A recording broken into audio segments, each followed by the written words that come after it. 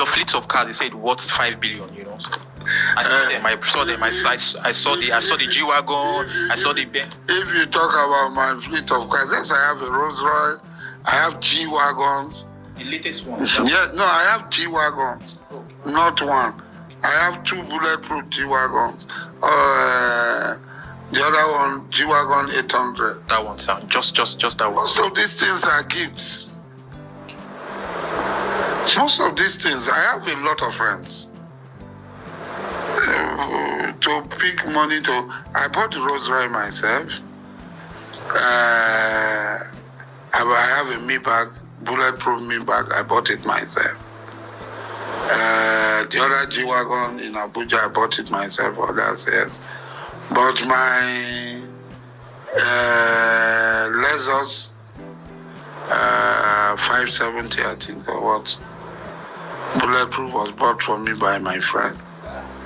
The G-Wagon was sent to me by my friend from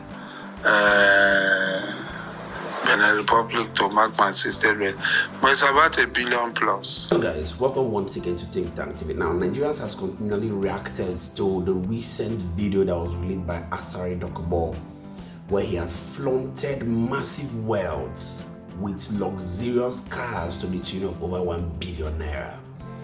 Now, you'll actually be amazed at the amount of wealth these guys has amassed for themselves.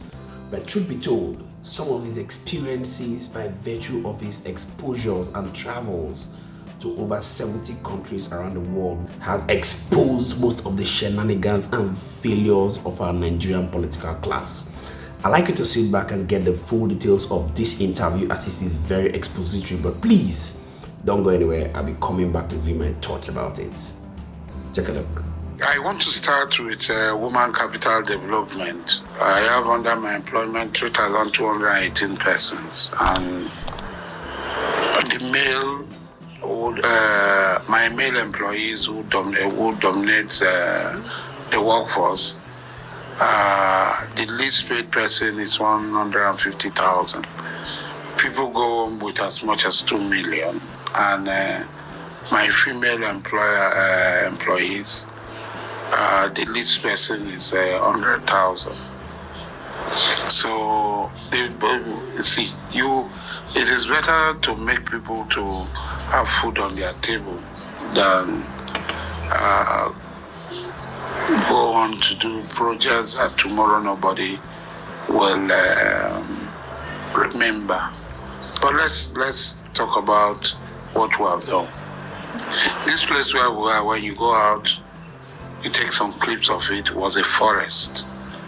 And there are people, I think the youth leader of this community and other people have some video of it.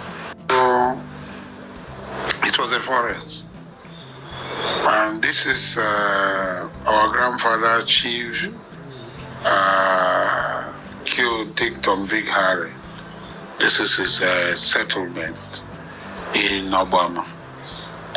Myself and my sister, Honorable Obuama, opened up this place. At my own prompting, I prompted her, I spoke to her, and then she brought in some projects. We opened up the place. We had also influenced dredging, canalization, drainage, culverts, electrification. You see all the solars in Obuama today, every part of Obuama. If you look at the solar that is being erected, it was due to the effort of myself and Obuama. We influenced the solars to come into the community. We're opening school. Obuama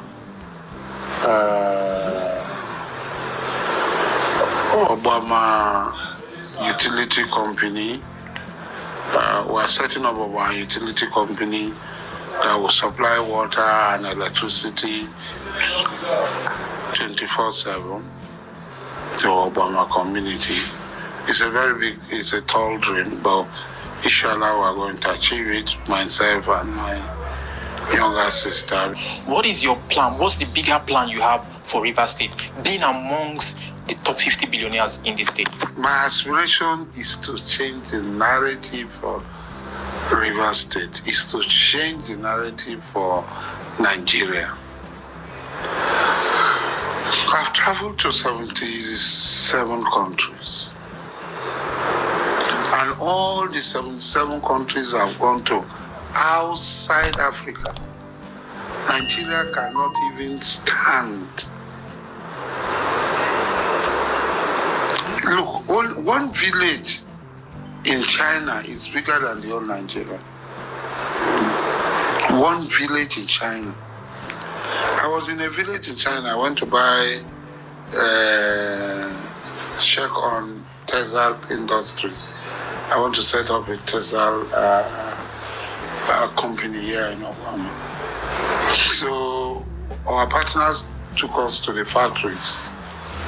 And they said we're going to a village. We went to that village. I even did live coverage there.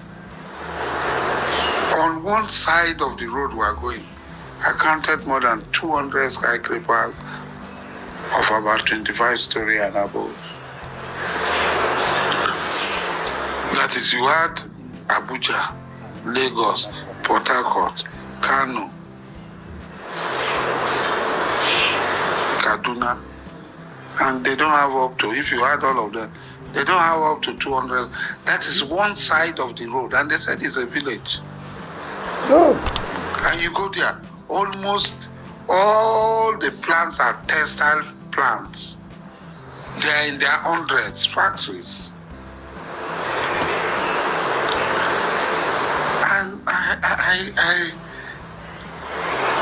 don't know how to coin it. I asked myself, is it not the same mineral resources that comes from the ground that these Chinese people convert, or the one they import? Or is it different? Why is the story of the black man different? Why is Congo different? Why is Nigeria different? Why is Ghana different? Why are we celebrating stupidity in Rwanda? Oh, Jesus. Why is it that South Africans are now voting for the white apartheid occupiers of South Africa? That's why our white apartheid occupiers of South Africa, who are even till today fighting against the interests of the black people. Recently, they petitioned the ANC to the American government. Why? Because there's something fundamentally wrong with us as black people, and we must correct it. And that's why you are seeing the changes, the dredging, the canal, the everything we are trying to put in Obuama. That it is possible, that we can achieve it. It's achievable. Like I had said, you don't need to be anything before you fracture. You only need the will, the perseverance, the consistency, and the enduring belief that it is possible. This enduring belief is that we must change the narrative for our people. We must change the narrative for our people. Look at this room. Look at what we did here. But somebody can just build and whitewash the place and do this. You see this furniture and so on. They might not be as expensive as somebody did, but it makes the place look better. Somebody has done it. These things, I bought them in auction, 1, 2, 3, in Saudi Arabia. They're from the palace of the king of Saudi Arabia, the old palace in Jeddah. No. 1, 2, 3. They're from the palace. I bought it in an auction. They are from the old palace of the Saudi Arabian king in Jeddah. So these are all French. This is original French. This one original French. These two. So I bought them from Saudi Arabia. I brought them here. So when you go, you hear about Buckingham Palace, you hear about this palace, you hear about Spring Palace. Why are we a forbidden city in China? Why are we not having that? Because there is no that belief that we can effect a change. There is no that belief that we can change the narrative. There is no that belief. So it's for us to change this narrative. And it is possible when we work together. When all of us join hands together. And I'm telling you, in the next couple of years, you hear the changes that are going to take place in Calabar. Look at what SIM has done. In the history of Rivers State, there is no contract that has been awarded to the volume of 225 billion. This is not a Calabar man. He has awarded. He's an agent of change in Calabar land. Awarding such a contract. Now there's a road going to your town, Tema to Ifoko. He wants to do the Buguma Ring Road. This, why? We are part of it. We spoke to him, myself and my younger sister, Alaba, the second time in Nanagogo. At least I would say 3 of us were in the forefront in speaking to the governor for this project to see the light of day. Thank you. Thank you, sir. All right, sir. Before you go, there's a lot of online trolls, recently talking about the watches you put on. Can I at least know how much is this watch, please?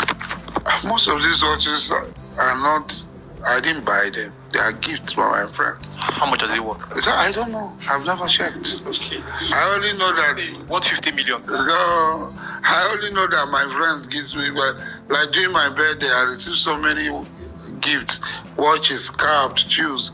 I can't wear shoes because of my leg. So I really don't know the value and the price. Okay, so finally, bring it. My needs are very small. Your fleet of cars, they said worth 5 billion, So I saw them. I saw them. I saw the G-Wagon. I saw the Ben. If you talk about my fleet of cars, yes, I have a Rolls Royce. I have G-Wagons. The latest one. Yes, no, I have G-Wagons. Oh. Not one. I have 2 bulletproof G-Wagons. The other one, G-Wagon 800. Maybe the only one in Nigeria. Yes, maybe the only one in Nigeria. I have. How much is just that one, sir? Just that one. Most of these things are gifts.